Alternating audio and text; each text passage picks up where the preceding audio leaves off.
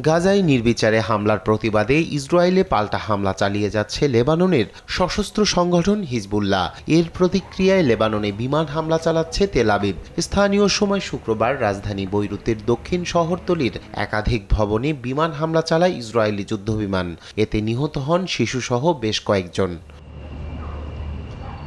Israeli বোমাবর্ষণে ক্ষতিগ্রস্ত হয় রাজধানী বৈরুতের বেশ কিছু স্থাপনা।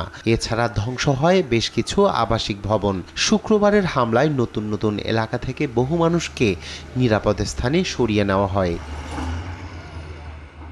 বিভিন্ন গণমাধ্যমের দাবি, ইসরায়েলের বিরুদ্ধে লড়াই জোরদারে সিরিয়া থেকে অস্ত্র পাওয়ার চেষ্টা করছে হিজবুল্লাহ। তবে গোষ্ঠীটির সব প্রচেষ্টা নস্যাৎ করার হুঁশিয়ারি দিয়েছেন ইসরায়েলের প্রতিরক্ষা বাহিনীর মুখপাত্র। হিজবুল্লাহর এ ধরনের কার্যক্রম বানচাল করতেই তাদের শক্ত ঘাঁটি দাহিয়া থেকে সিরিয়ার দামেস্ক পর্যন্ত ইসরায়েলি সেনারা বিমান হামলা চালাচ্ছে বলেও জানান তিনি।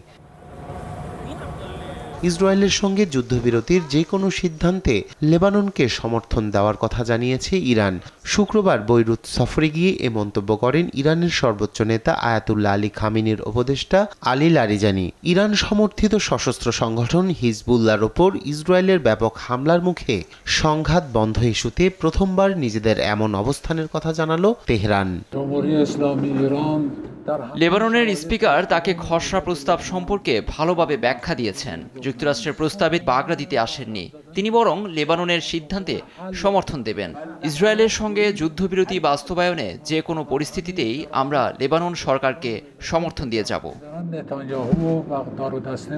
যুদ্ধবিরতির এই আলোচনার মধ্যেও লেবাননে ব্যাপক হামলা চালিয়ে যাচ্ছে ইসরায়েলি বাহিনী। চলমান এই আগ্রাসনে লেবাননের $800 কোটিরও বেশি অর্থনৈতিক ক্ষতি হয়েছে বলে জানিয়েছে বিশ্বব্যাংক। এছাড়া দেশটির প্রায় 1 লাখ বাড়িঘর ক্ষতিগ্রস্ত হয়েছে বলে জানায় সংস্থাটি। রায়হান কবির শুভ্র, নিউজ ডেস্ক, দেশ টিভি।